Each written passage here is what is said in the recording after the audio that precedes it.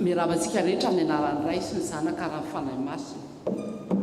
Alarobia voalohan'ny volana Janoary 2024.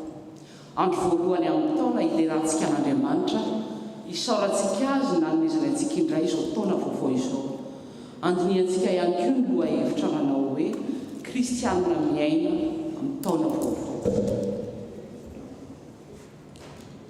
Ho aminareo ny fahasoavana sy ny fiadanana avy amin'ilay ankehitriny sy taloha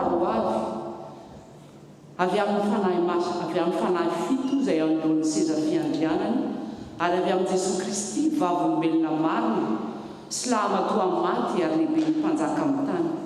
Ho an'izay tiantsika ka mamahantsika ho afaka amin'ny fahotantsika tamin'ny rany. Iaraka hideran'Andriamanitra isika amin'ny famakitsika ny Salamo 20:1 ka hatramin'ny 7. Salamo 20:1 ka hatramin'ny 7.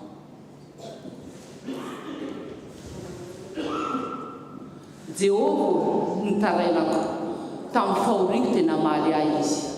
Jehovah vonjeo ny fanahiko amin'ny molotra mandainga eny amin'ny lela mamitaka.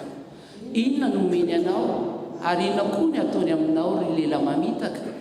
Zanatsipika sy mahery mba amin'ny anjy afonjavidy. Lozako fa iva iny eto amin'ny maseka ao ary mitoetra atao andain'ny kely. Ela loatra no mitoeran'ny fanahiko teo amin'izay tsy tia fihavanana.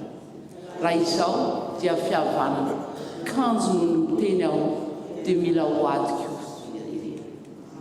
Amen. Ataontsika ny hira fanampiny 770 Andriamanitra fitiava.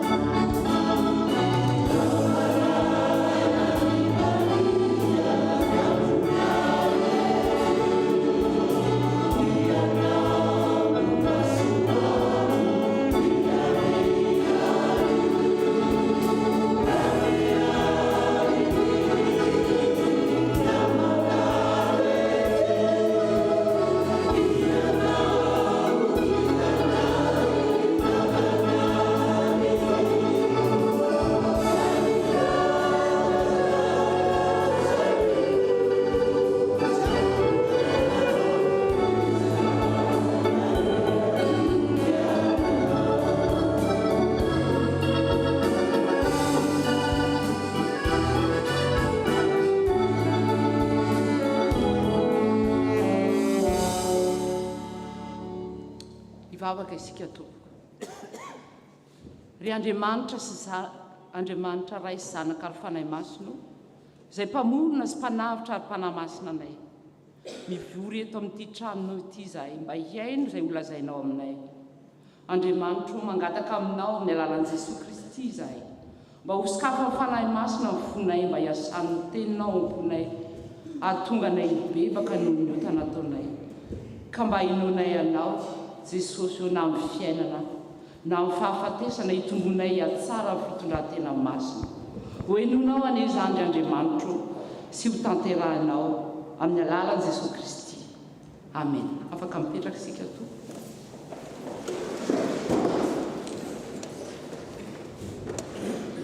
Toy izao ny sitrapon'Andriamanitra izay anjarantsika androany indray.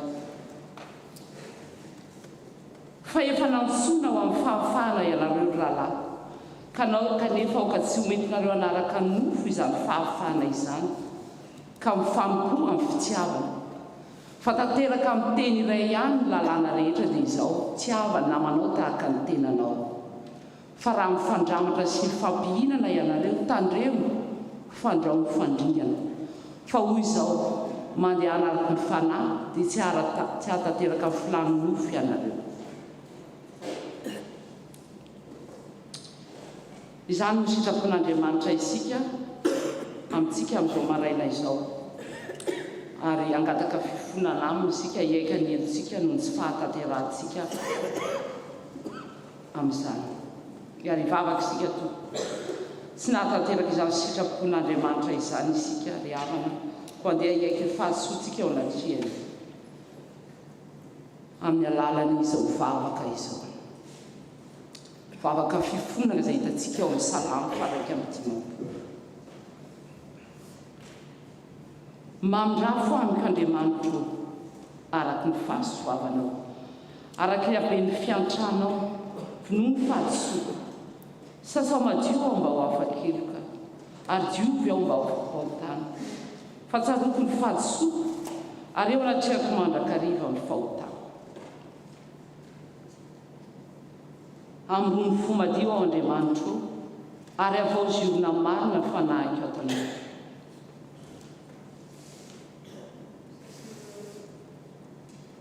Ny fanatitra ao an'Andriamanitra dia fanahy torotoro. Ny fo torotoro sy mangorakoraka Andriamanitra tsy mba ataony tsinitsinina. Namafisantsika izany, fekentsika erika izany dia ataontsika ny hira ao anatin'ny asana fo torotoro. Thank you.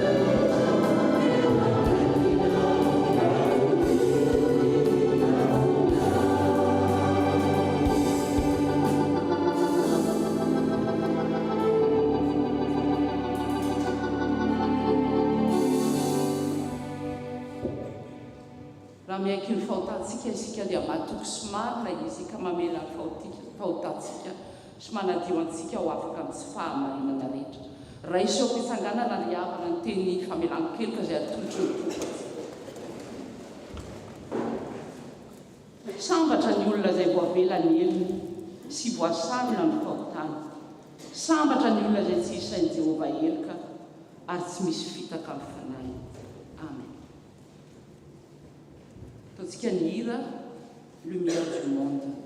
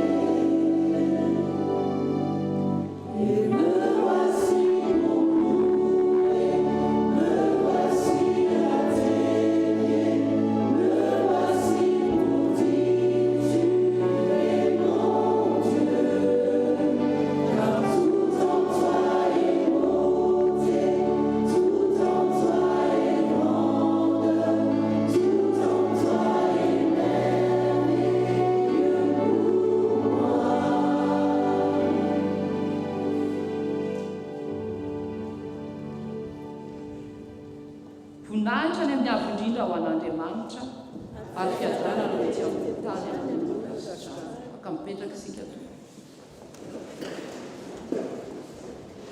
tonga eo amin'ny liturgia famakiana teny isika ry havana milohan'ny hitsanganan'ireo tompona anjara dia ataontsika ny hira FFPM faraika avy efapolo sy ny zato ny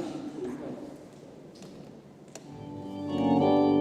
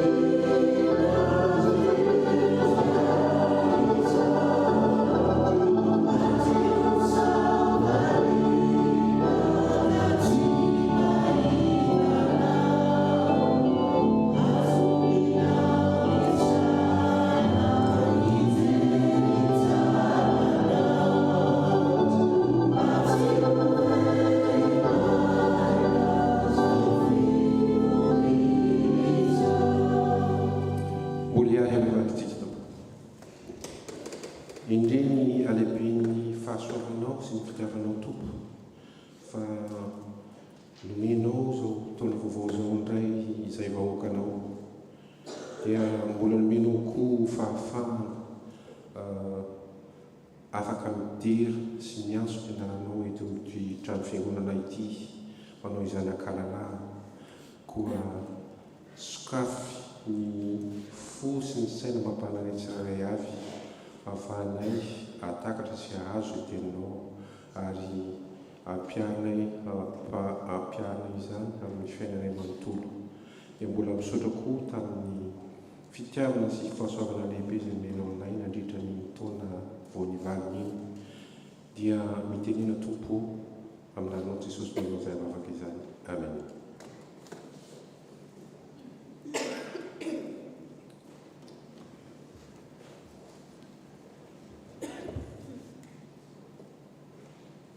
Raha maki ny tenin'ny soratra masina antsika izany dia hitantsika ao amin'ny filazantsara araky ny Luka.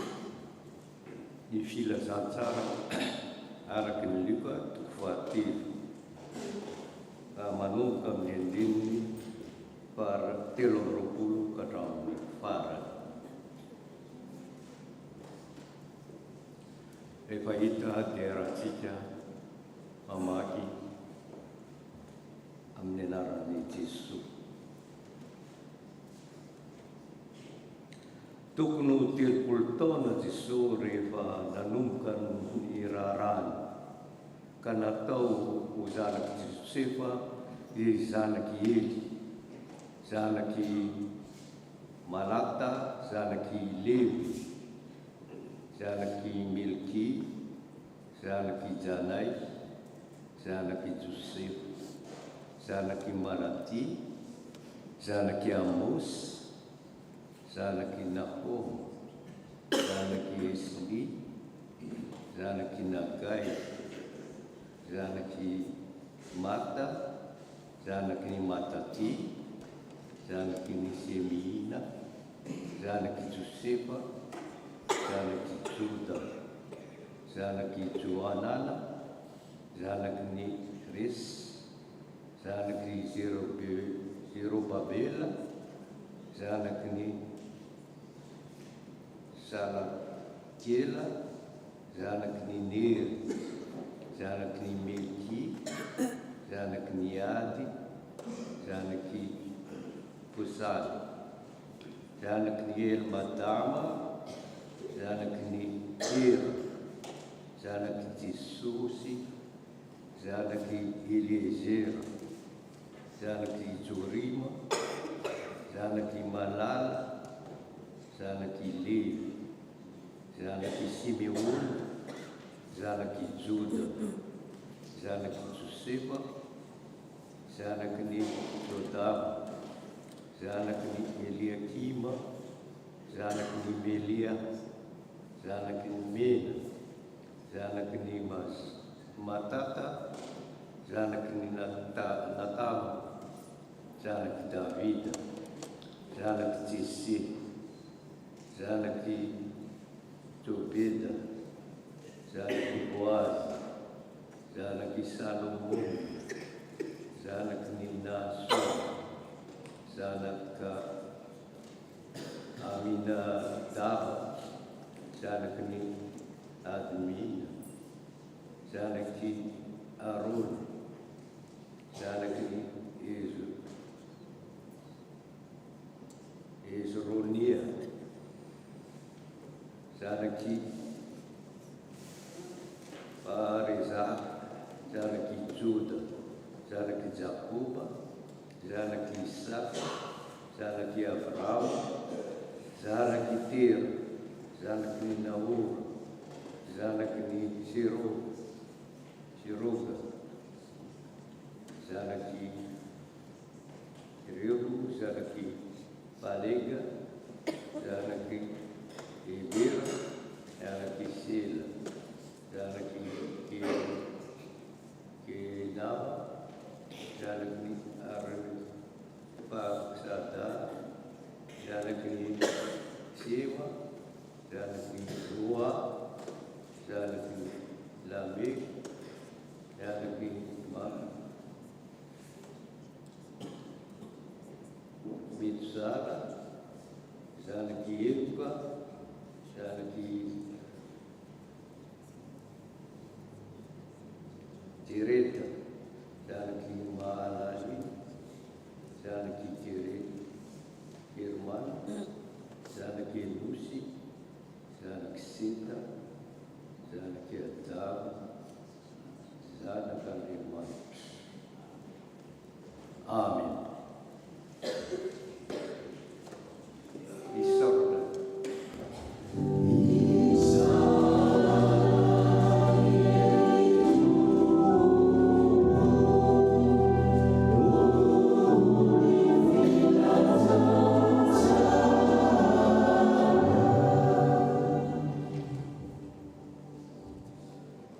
Mbola ataontsika eo mpitsanganana ihany mialohan'ny rosona amin'ny fototsy atoy dia ny hira fa raika amby efapolo sy roanjato ny andin'ny fahatelo.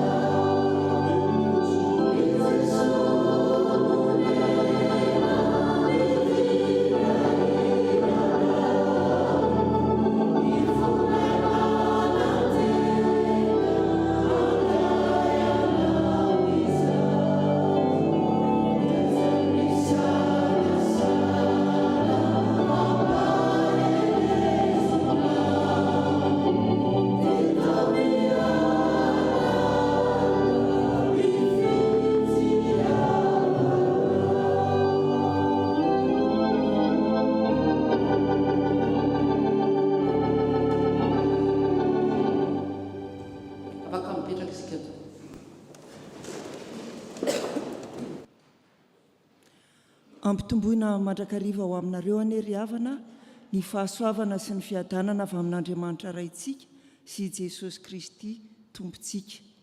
Amin'ny fifaliana no iarabanantsika tsiraray avy tratra izao taona vaovao 2020 sy 2021 izao. Ny tompony ombantsika tsiraray avy hitay antsika. Fifaliana ho ahy ny mitondra ny afatr'Andriamanitra ho antsika amin'izao voalohan'ny taona izao. Ho aminareo ane ny fahasoavan'ny tompo. Ny andalatsoratra masina izay akana ny afatra dia ny filazantsarany Luka fa ny toko fahatelo fa ny andininy faha 20 sy faha 20 tamin'ny nanaovana batisa an Jesosy. Mivaky toy izao amin'ny anaran'ny tompo. Ary rehefa natao batisa ny vahoaka rehetra, ary Jesosy koa efa natao batisa sy ny vavaka dia nisokatra ny lanitra, ary ny fanahy masina nidina teo amboniny ka ny endriny dia tahaka ny voromalala, ary nisy feo avy tany an-danitra nanao hoe ianao no zanako malalako, ianao no sitrako. Amen. Taona vaovao araka ny loha hevitra izay hodineantsika dia ny hoe kristianina miaina ny taona vaovao. Avy nankalaza ny nahaterahan'ny mpamonjy isika fa talohan'izay dia nisy vanim-potoana iray antsoina hoe advento.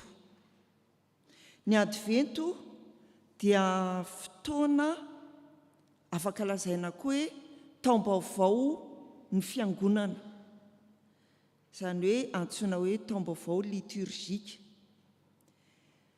Ary mandritra ny advento dia mitaona ny mpino mba handiny tena eo anatrehan'ny fahatongavan'ilay ho avy ilay nandrasana tamin'izay fotoana izay a dia ny hoe ny hatongavany Mesia.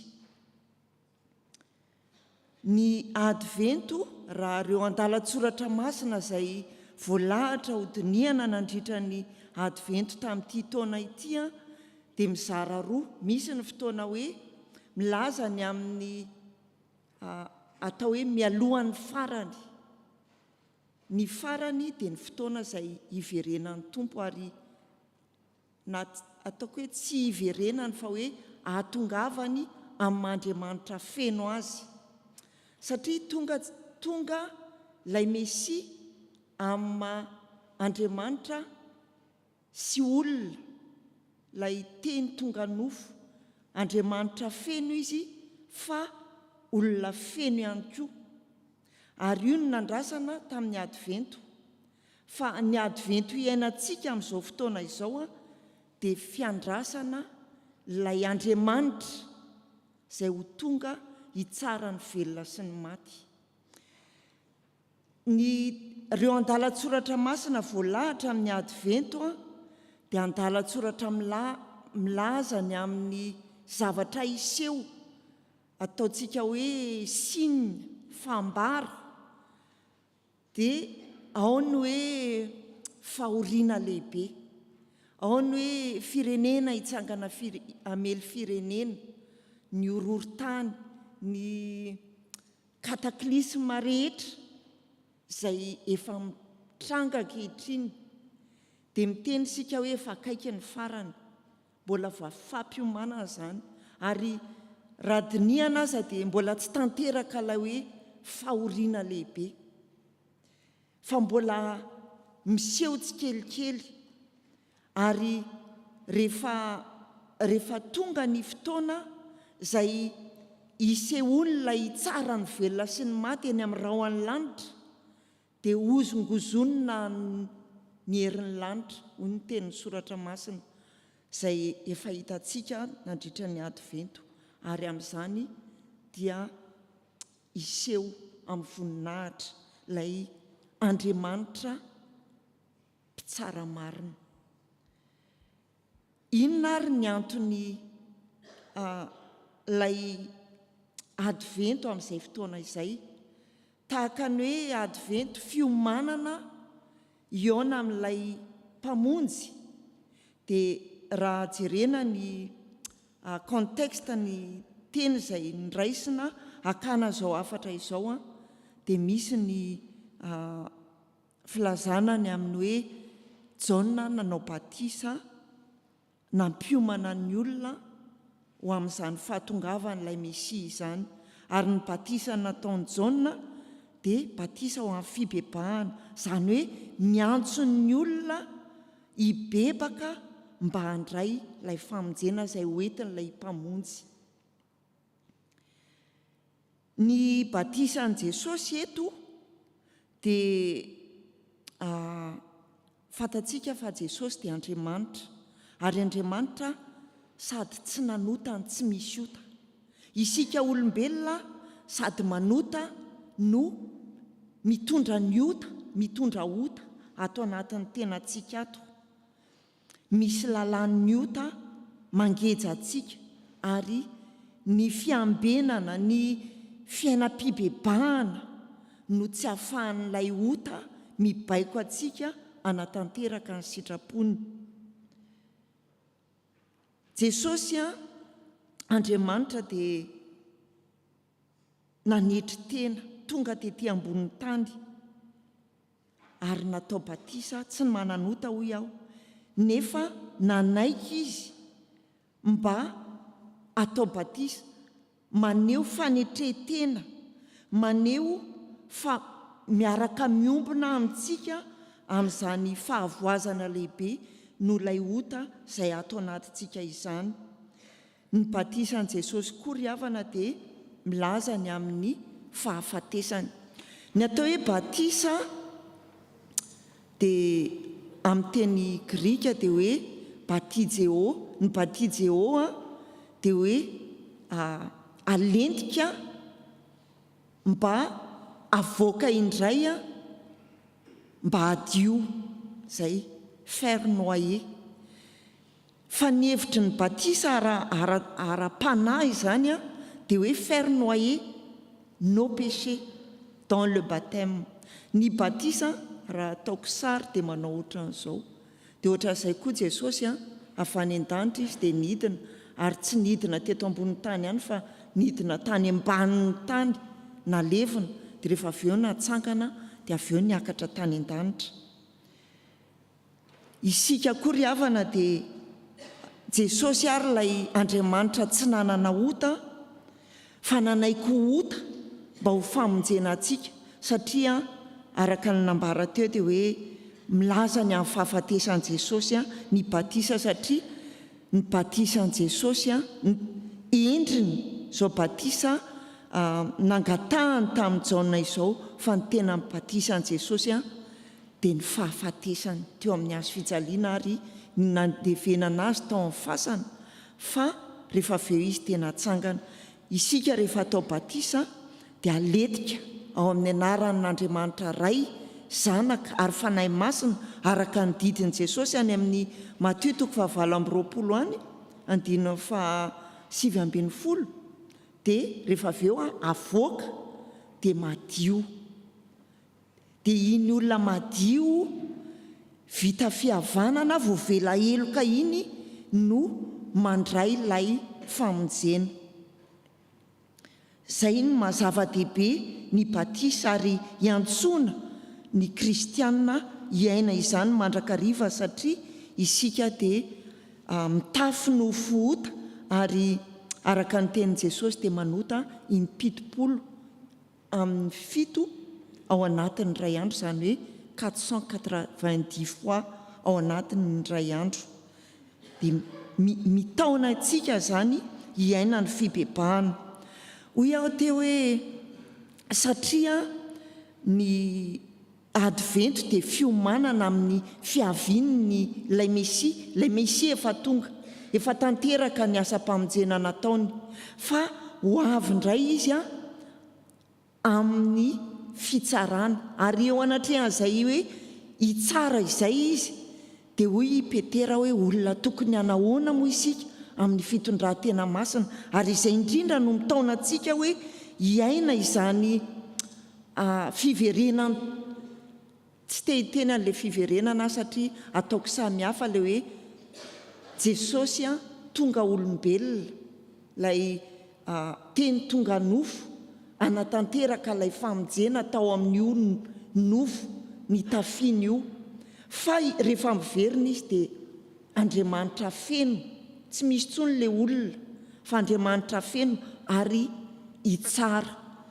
Dia tiako sarahana zany izay hoe Andriamanitra tonga nofo sy Andriamanitra ho avy amin'ny voninahitra fa hitsara izay. Ka amin'izay fiaviany izay tsy zavatra tokony hampatahotra ilay izy raha ohatra ka miomana.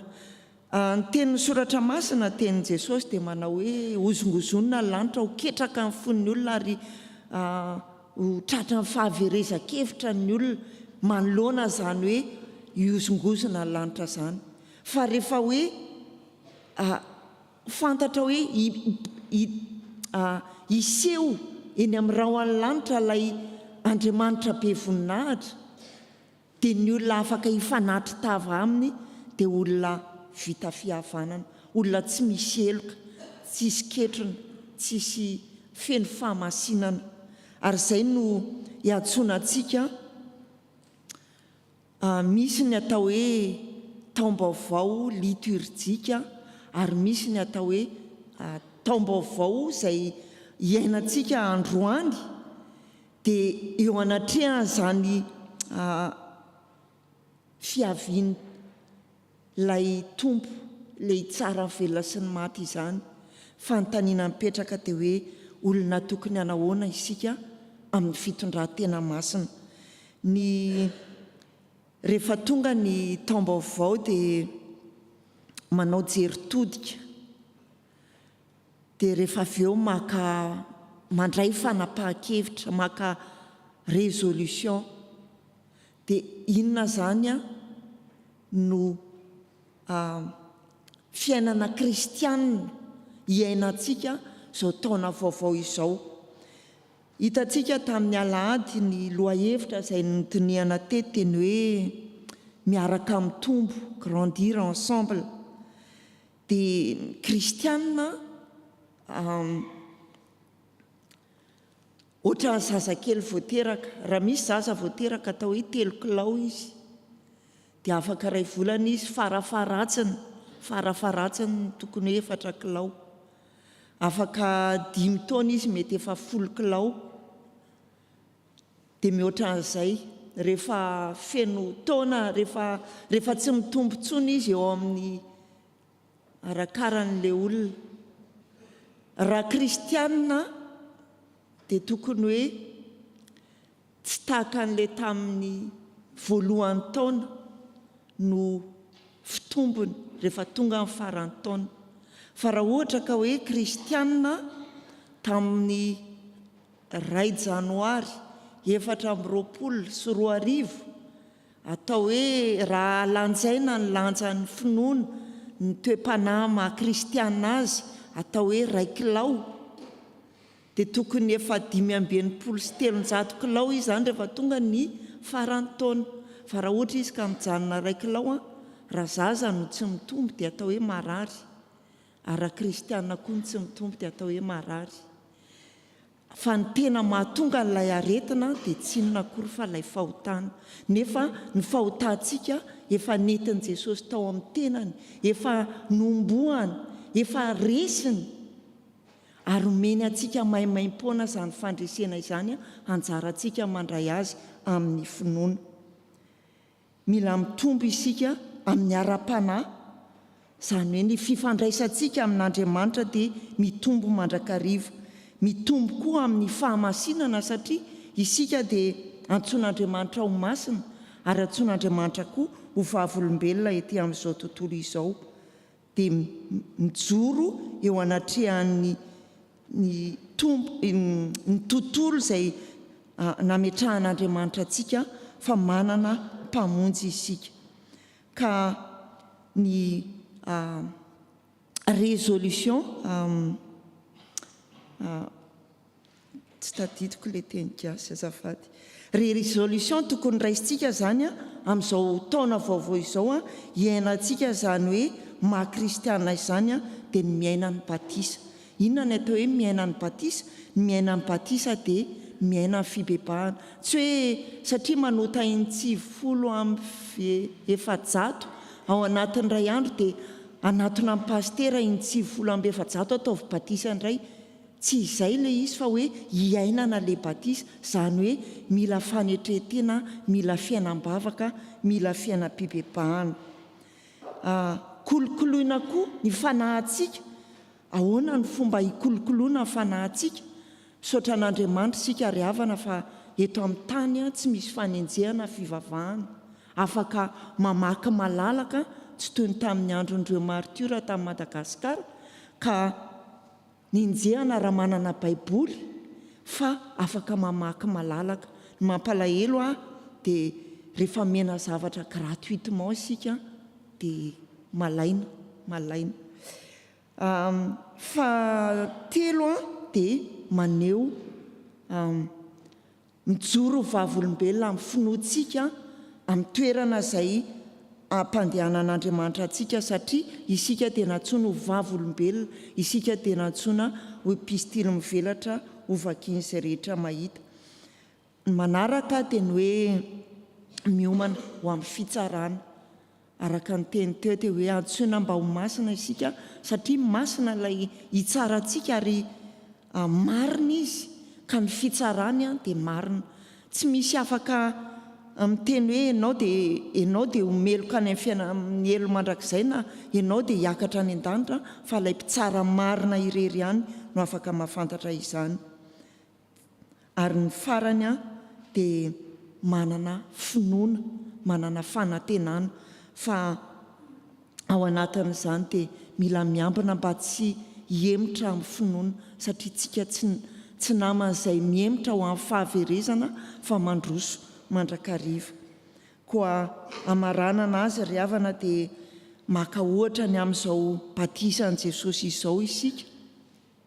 Jesosy rehefa natao batisa, ilay tsy nanana ota dia Andriamanitra no ny ateste zany batisany izany tamin'ny feony hoe ianao ny zanako malalako, ianao ny sitrako. Ary raha miaina zany batisantsika izany isika, eo am-piomanana zany hiavian'ilay hitsara ny velona sy ny maty izany, dia andre azy miteny hoe midira ny fifalianao ry mpanompo tsara sady mahatoky.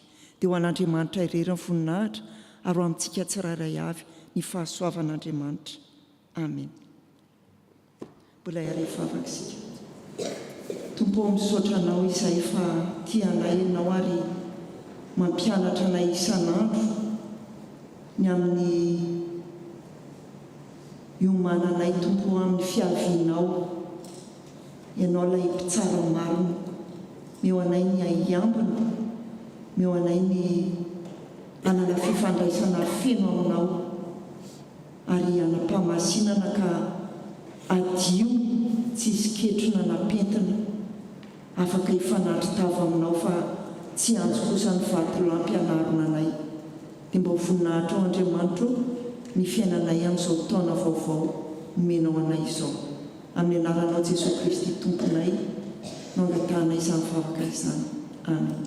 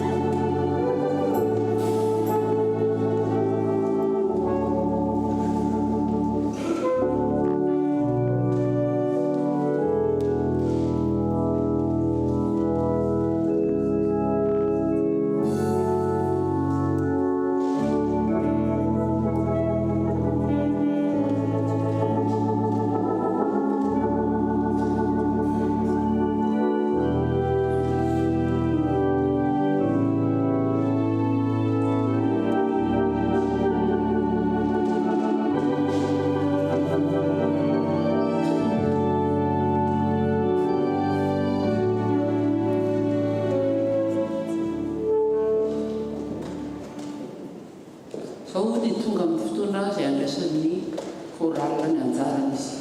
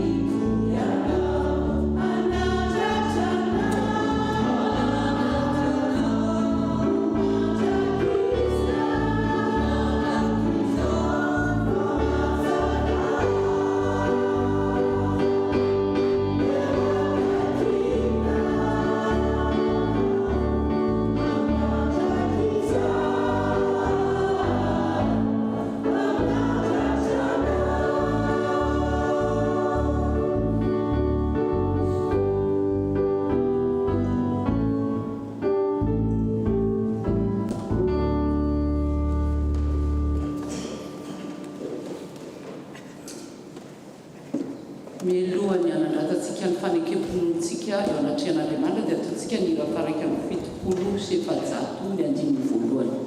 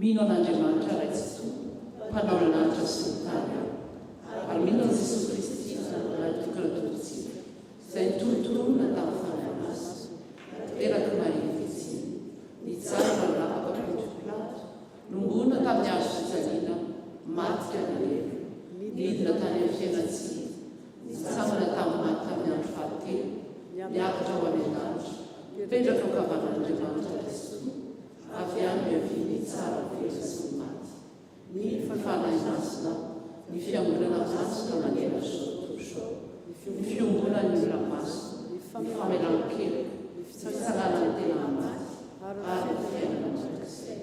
Amen. Afaka mipetraka sika tonga eo amin'ny fanamarana ny raharaha fiangonantsika izao mangataka fotoana ndraikitra andro.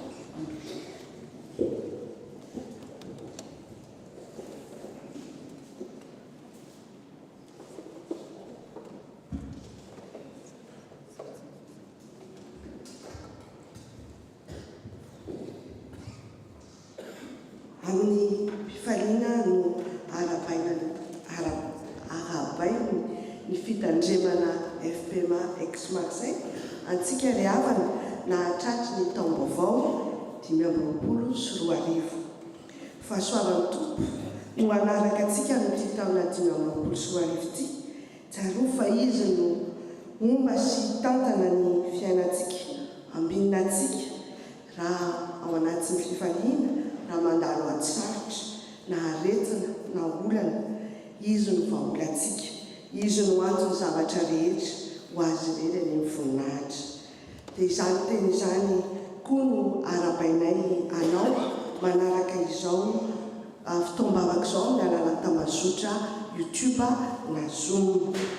Misaotra ny Tati Maria antsika nitarika antsika androany tamin'ny liturgie, ary misaotra ny pasteur Raharnoro Rasoany Rino, atao hoe pasteur Nina, mitondra ny tenin'Andriamanitra sy nampahery antsika. Izy moa dia avy any a Strasbourg, mpitandrina ny fiangonana ny fitandremana any a Nancy sy any a Strasbourg, dia mandalo eto amintsika izy amin'izao manao miala sasatra, ka dia misaotra anazy mitondra ny tenin'Andriamanitra. Misy souvenir kely avy amin'ny fitandremana FPMA ex Marseille.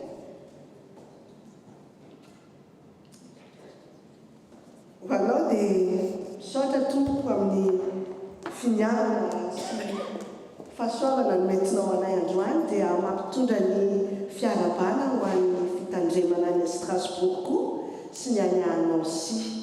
Dia fiadanany tompo anao dia tsara miverina tompoko.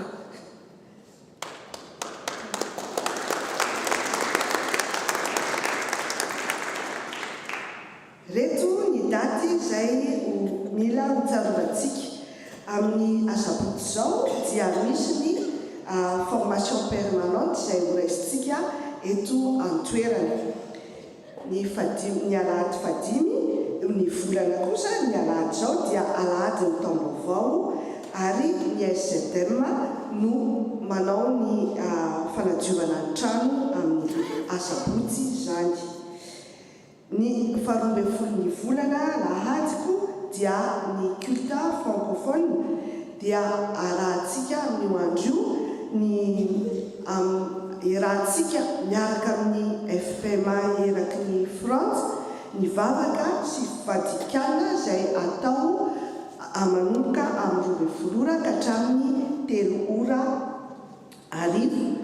Azadino izany fa zava-dehibe tokoa amin'ny fiainan'ny fiangonana ny FPMA io andro io zany vavaka sy fifadikana.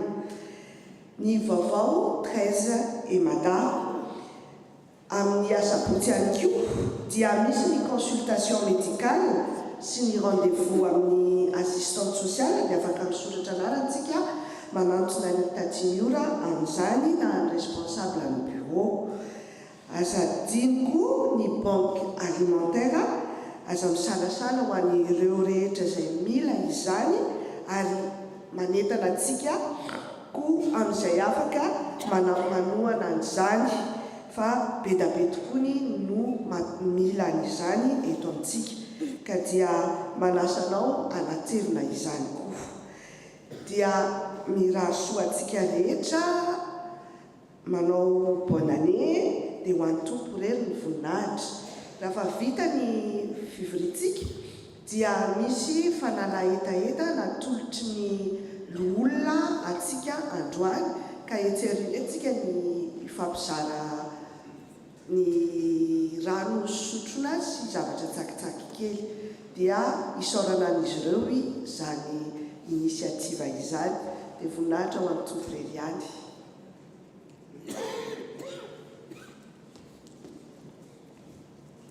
Tonga eo amin'ny fotoana fanaterana ny lavitra isika zao hira fa 70 sy 700 matetika.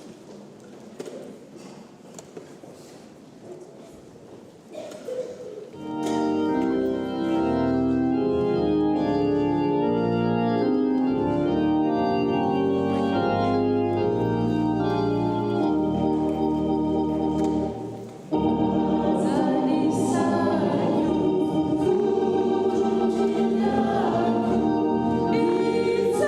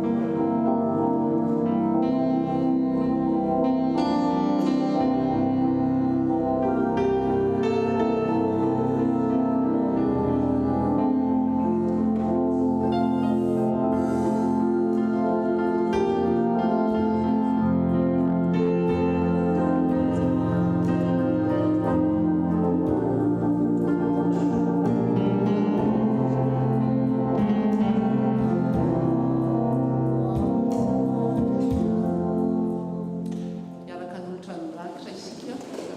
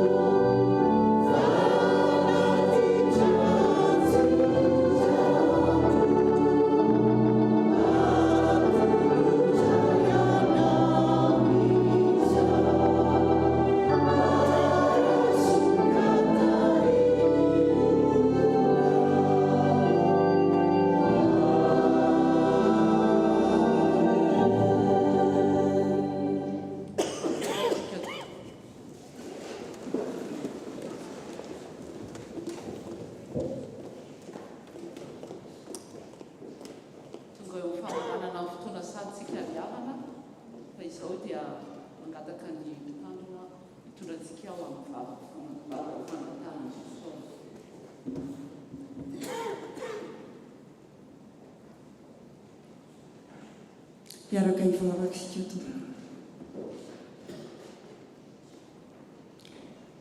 Ry Tompo Andriamanitra io, ataona ahoana no tsy hisaotra, ankasitraka anao, no fitiavanao, no famindramponao izay avaozinao isan'andro aminay. Saotranao izay raha nitantana ny fiainanay ianao nandritra ny taona 424 izay mivalina ho any mandrakizay iny. Teo foana ianao na tao anatin'ny ady, na teo anatin'ny fifaliana na ny fahoriana izahay. Ary inonay Tompo fa ianao ilay tsy miova ho maly sy anio ary mandrakizay mbola hiaraka aminay amin'izao taona vaovao izao indray. Matoky anao izahay. Saotranao izay raha navelanao ny lokay ary nampahirezinao izay, natsanganao indray, nataonao olom-baovao, miaina ny fiainana kristianina amin'izao taona vaovao izao. Ampio izay Tompo mba ho tena vavolombelonao, ampio izay mba hitombo amin'ny fahamarinana, amin'ny fahamasinana eo anatrehanao, hitombo mba ho vonona raha ho avy eny amin'ny rahoan'ny lanitra ianao, dia afaka hifanatitava aminao izahay, ary amin'ny fifaliana, amin'ny fanantenana no andrasanay izany fotoana izany, fa tsy ho amitahotra na ny ovitra. Saotranao ihany koa izay Tompo raha tanteraka izao fotoana izao, fotoana izay hiantsonao ny olonao tsy ho varinany amin'izao fiainana izao, fa mba hitokana, hitanila, mba handray hery avy aminao, hoentinay miatrika izao taona vaovao izao, izao andro vaovao izao. Aoka ny fanahinao masina no ampaheranay tsirairay avy, anolo-tsaina hitari-dalana, ampafantatra anay izay sitraponao, aizanay mandeha araka ny lalana izay efa nosoritanao anay. Ivavaka izay Tompo ho an'izao fiangonana izao, ny asa rehetra izay miandry, ny asa rehetra izay notanisaina nanomboka tamin'ny fanapahan-kevitra nyraisin'ireo komity, ireo tompona andraikitra, dia ianao ilay Andriamanitra mahefa ny zavatra rehetra no anakinana izany. Ianao ilay manome mihoatra noho izay heverina sy angatahana, no hanome izay rehetra ilaina hoentina mampandroso ny asa eto amin'izao fiangonana izao. Mivavaka izay ho an'ireo tompona andraikitra tsirairay avy, manomboka amin'ny mpitandrina sy ny ankonana, ianao aneho-mba azy ireo ka hitahy azy, ampahery azy, hanome azy ny fanahinao, azahoany manatanteraka amin'ny tahotra sy ny ovitra izay asa ampiandreketinao azy, hatanteraka ny famonjena azy sy ny fiangonana izay menao tandremany. Ary ireo mpiara-manompo rehetra Tompo, mba ho saina iray sy vava iray no entin'izy ireo miaraka mikatsaka izay hampandroso ny fanjakanao eto anivon'izao fitandremana izao. Petraka manokana aminao ny andro izay anokanana izao trano izao ho trano fivavahana, ho trano iantsona ny anaranao, ho trano honenanao, ho toera mahatamananao, ka andraisan'izay rehetra mivavaka eto fitahino tahaka ny tahinao ny tempoly tao Jerosalema sy ny namalinao ny vavaka rehetra izay nasandratra tamin'izany tempoly izany, dia mivavaka izay Tompo ny anatrehanao izao tempolinao izao ho toerana mirapiratany voninahitra Andriamanitra, ary ny masonao hitsinjo izay rehetra mivavaka mifanandrify izao tempoly izao, mivavaka ato anatin'izao tempoly izao, ary ny fikasana rehetra Tompo hoentina manitatra ny ambaindainao eto amin'izao fitandremana izao, dia ho tahinao, ho fenonao ny fahamarinanao sy tafinao ny voninahitrao mba mirapiratra eto amin'izao tanàna sy vohitra nametrahanao izao fiangonanao izao. Dia misaotranao izay fa ianao Tompo no mahatanteraka ny zavatra rehetra, satria eo am-pelatananao ny hery sy ny fahefana rehetra any an-danitra sy ety an-tany. Mahatsiaro ny firenenay izay Tompo amin'izao taona vaovao izao.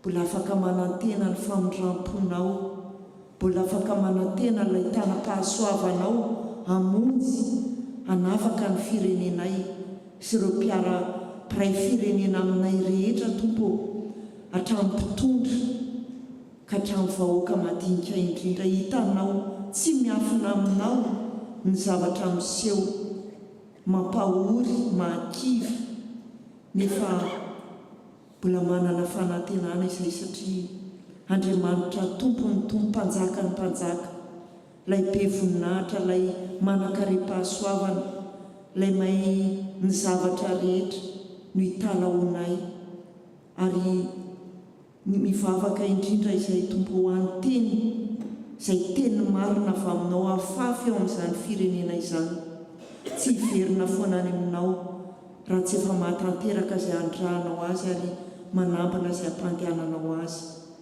Mivavaka izay ho an'ity tany mandray anay ity mba mitoerinao amin'ny fiadanana eto izay, ka tahio Tompo mio fahendrena sy fatahorana anao ny mpitondra mba hiadana ny vahoaka.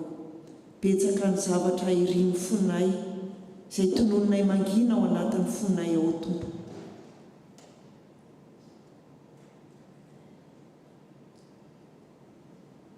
Ho an'ireo havanay izay ao anatin'ny aretina, ireo azo pahoriana, ireo manana olana sy fahasairanana, jereo amin'indra fonao, ary ny vavaka rehetra dia atambatray amin'ilay vavaka tsara indrindra nampianarinao manao hoe: rainay ozy any an-danitra, mamasinina ny eny anaranao, ho tonga ny fanjakanao, atao any sitraponao, ety an-tany ho tahaka ny any an-danitra. Meo anay any izy anasahaza ao anay, ary mamela ny elokay tahaka ny namelanay izay nieloka taminay. Ary iza mitondra anay ao amin'ny fakam-panahy, fa manafanay amin'ny ratsy, fanao fanjakana sy ny hery ary voninahitra mandrakizay. Amen.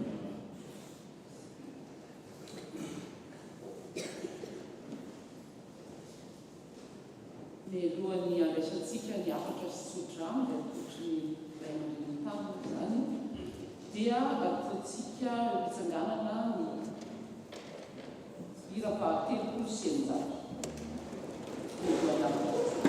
Thank you.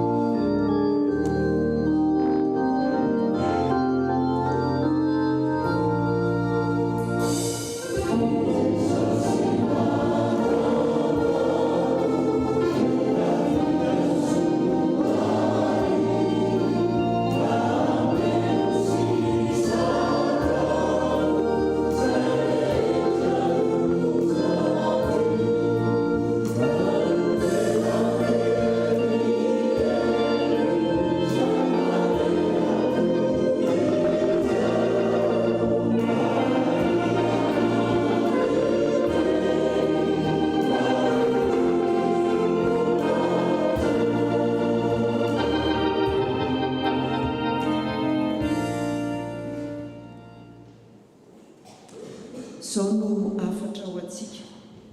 Ko amin'izany sikino ny sainareo dia mahonoana tena ka antenao tsara ny fahasoavana izay hoentina ho anareo amin'ny sehoan'i Jesosy Kristy tahaka ny zanaka manoa tsy mitondra tena araka ny filanareo fahiny tamin'ny tsy fahalalanareo fa araka ny fahamasina ilay niantso anareo dia aoka mba ho masina koa ianareo amin'ny fitondran-tena rehetra satria voasoratra hoe masina ianareo satria masina ao. Tanteraka amintsika ny tsodrano izay ho tononona amin'ny anaran'ny Tompo.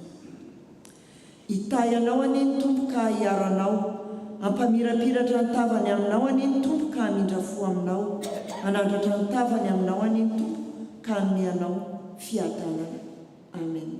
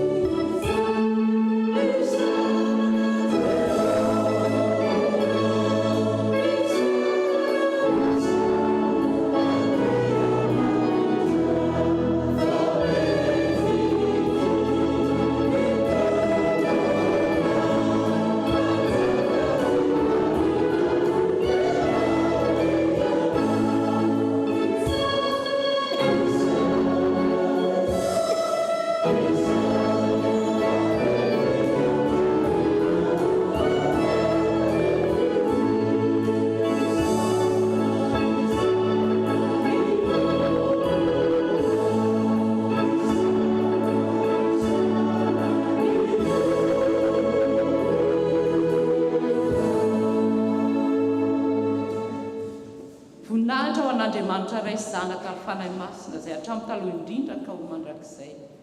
Amen. Mandehana amin'ny fiadanana ka manompo ny Tompo.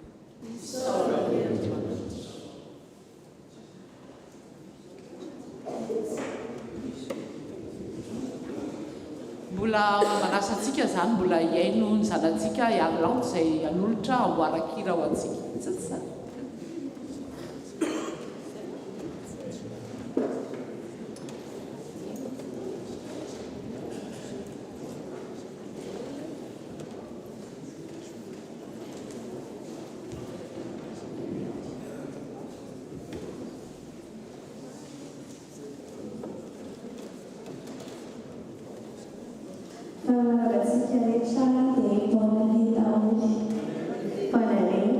dia fotoana be ny fifaliana sy fiadana miaraka amin'Andriamanitra ny amin'ny taona ity a, dia raha mety ianao dia matonoko boanaria amin'ny olona akaikinao.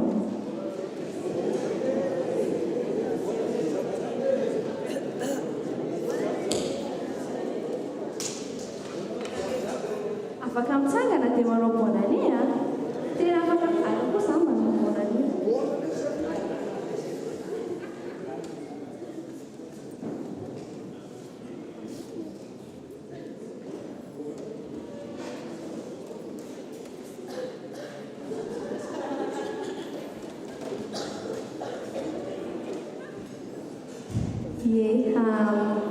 Fampahirezana kely poetitsika mandeha taona 2024 ity dia hoe azadiny fa tsy irery ianao.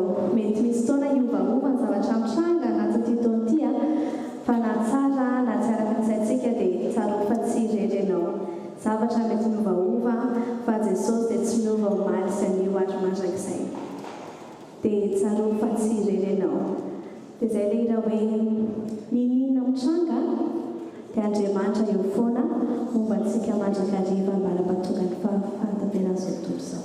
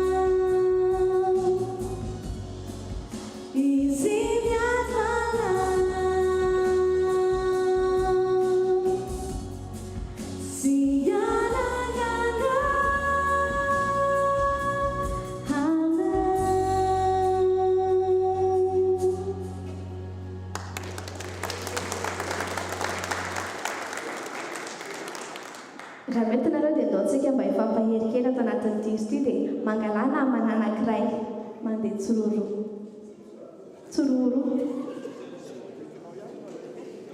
misy izay tsy manana namana dia atony izy fa manjary mampalahelo tsororo mandeha tsororo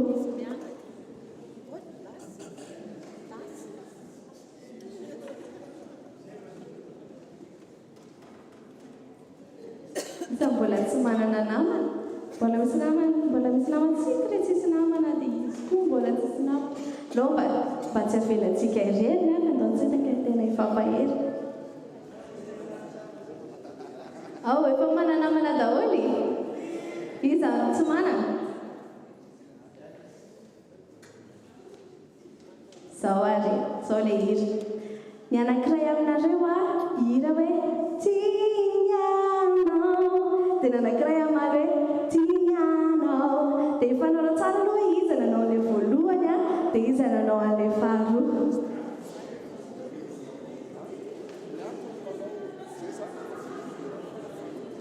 iza moa ny anao le voalohany io mba tsangano ny tanana iza nanao le faharoa ato zao mety sady tsy manao voalohany tsy manao faharoa fa manao inona zany nareo dia zao ary zao ianarantsika kely izy le voalohany rehetra miara-miramiko hoe tianao miaraka antsika hoe tianao dia mamala ilany tianao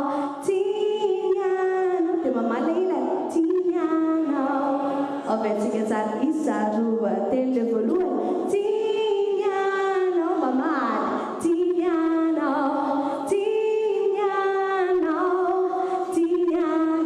dia misy toy ankely hoe izy tsy fovinandao hanao dia io indray a nareo roa miaraka miraniza fampahery tsara hoe izy tsy fovinandao anao miaraka raha hoe iza roa telo izy tsy fovinandao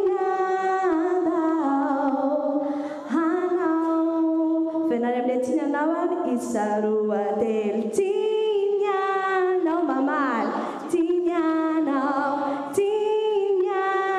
mamaly izy tsy fovinandao hanao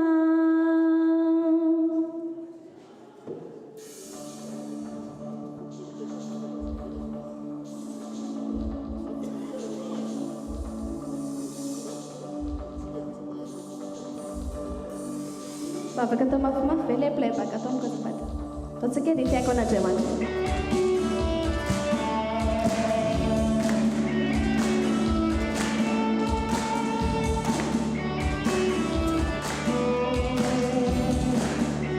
dao mpiarahantsika kely le tehaka indray indroa indray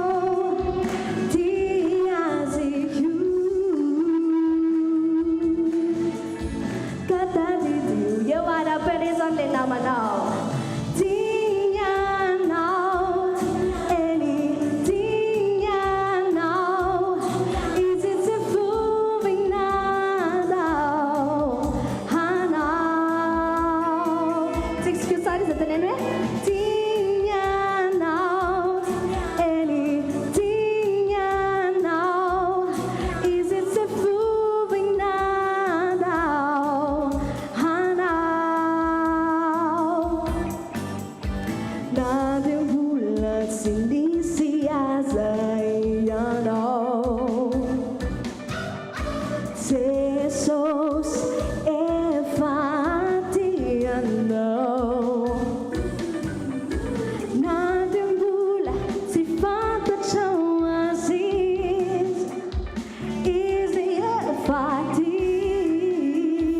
Tsika araka itsangana ary dia apare tsara ilay namanao ka tadidivo tinyanao eny tinyanao izy tsy fovinanao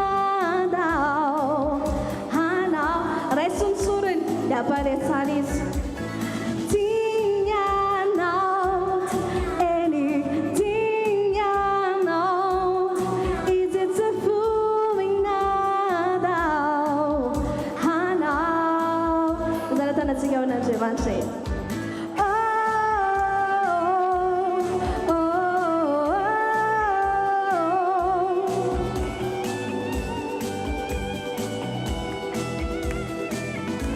atau sih kayak gana syukuran di sana nawe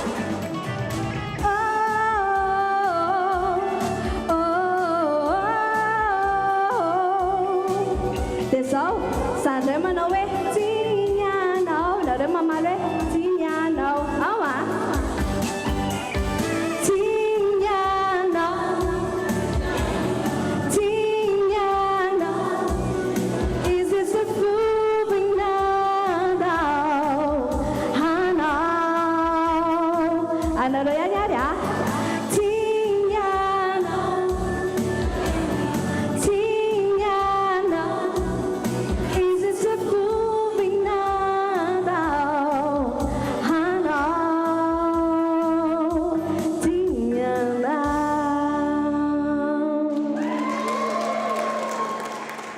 Kapag master tira retino marana guanaza misy tsy anjery zay fataona ihany Madagasikara rehefa mandeha zay mitoran'i Jesosy Kristy amin'ny alalan'hira dia misy tsy anjery fataonay hoe mahalala an Jesosy mahalala an Jesosy ianao mahalala an Jesosy sika rehetra dia miaraka avetsika raha hoentinareo hoe mahalala an Jesosy mahalala an Jesosy ianao mahalala an Jesosy sika rehetra tenenao amin'ilay olona manodidina anao raha hoe mahalala an Jesosy mahalala an Jesosy ianao mahalala an Jesosy sika rehetra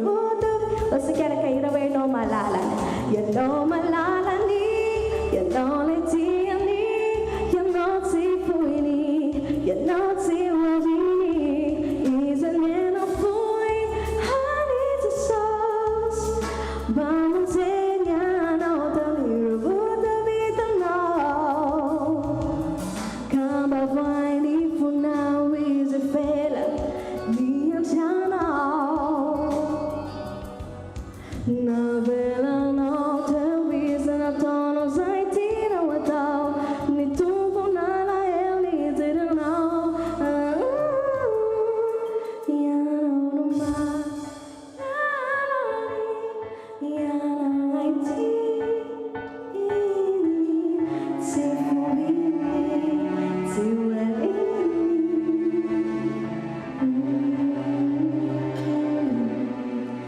di sanandra rafa malalanya